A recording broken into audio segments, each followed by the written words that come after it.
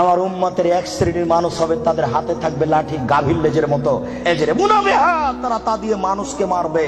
এই ছেলে, তুমি ঢাকা বিশ্ববিদ্যালয়ে ভর্তি হয়েছো, তোমাকে দেখছি তুমি লাঠি নিয়ে ছুটে যাচ্ছ, তোমার আগে আগে কিছু লোক পালিয়ে চলে যাচ্ছে, তোমার হাতে লাঠি কাপুরুষ। তুমি এখানে কি বিদ্যা শিক্ষা অর্জন করতে এসেছো? তুমি চোর, তুমি ডাকাত, তুমি শয়তান, তোমার ভিতরে এই বিদ্যা রয়েছে। তোমাকে যদি আমি মূর্খ প্রমাণ করতে না পারি, আমি জাতির সামনে বক্তব্য দেব না। তোমার হাতের কাল লাঠি, তুমি বলো তুমি এসেছো চাঁপাইনবাবগঞ্জ থেকে পড়াশোনার জন্য, তোমার হাতে কেন লাঠি? কি দেখাতে চেয়েছো তুমি? বলো কি তুমি, তোমার হাতে কেন লাঠি? তুমি মানুষকে মারো দিন রাত, তোমাকে দেখতে পাচ্ছি পেপার পত্রিকায়।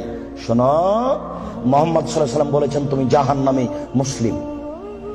মুসলিম মানে আম গাছে জাম ধরতে পারে, ধরে না, অমাবস্যার রাতে চাঁদ উঠতে পারে, উঠে না, শুয়ের ছিদ্র দিয়ে লাঙ্গলের ফাল ঢুকতে পারে, ঢোকে না, শুয়ের ছিদ্র দিয়ে লাঙ্গলের ফাল ঢুকে যেতে পারে, আম গাছে জাম ধরে যেতে পারে, অমাবস্যার রাতে চাঁদ উঠে যেতে পারে, এগুলো ঘটে যেতে পারে। যেই কথা বলছি সেই কথাতে সন্দেহ আছে বলে কিয়ামত পর্যন্ত চেষ্টা করলে সরিষা ঢোকানো যাবে না। যা বলছি তাই থাকবে, তার নাম মুসলিম। তোমার হাতে কেন লাঠি?